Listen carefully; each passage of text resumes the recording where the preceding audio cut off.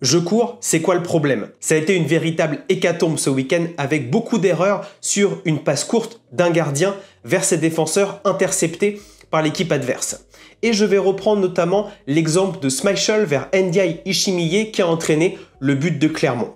Et identifier 4 éléments à prendre en compte sur ce genre de passe. Le premier élément, c'est bien évidemment le rapport entre le risque et le gain d'une telle passe.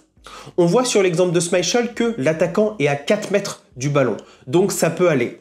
Cependant, avec cette passe de 20 mètres, ça laisse le temps aux attaquants clermontois de se replacer et d'attaquer Ndiaye Ishimiye. Plus la passe est longue, plus on a le temps de faire une course. Le deuxième élément, un joueur démarqué ne veut pas dire un joueur en sécurité. En effet, Ndiaye Ishimiye est tout seul. Cependant, il est au milieu de 4 Clermontois et surtout, il est isolé de ses autres partenaires. Et pour moi, un joueur isolé est un joueur en danger. Le troisième facteur, c'est la situation dans laquelle est le joueur. Surtout son orientation du corps. Sur la passe de Schmeichel vers Ndiaye Ishimiye, on voit que le corps est plutôt orienté vers l'arrière droit. Donc pas de l'autre côté où il devrait jouer, notamment sur l'arrière gauche.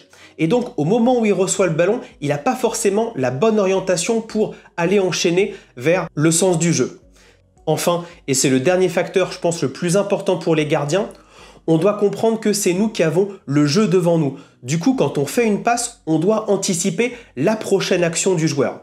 Ici, Schmeichel pensait que Ndiaye Ishimiye allait pouvoir jouer sur barre, notamment sur le côté gauche. Cependant, on a parlé de son orientation du corps qui n'était pas forcément bonne. Et donc Schmeichel, plutôt que de faire ça, aurait pu avoir une passe plus facile vers Dante qui ensuite allait jouer sur Melvin Barr qui était le joueur libre sur cette action. Dites-moi ce que vous en pensez en commentaire sur ces différentes situations. C'est vraiment intéressant parce que c'est un terrain qu'on est en train de défraîchir sur le jeu de position et les relances. Si tu veux suivre toutes mes vidéos, pense à t'abonner.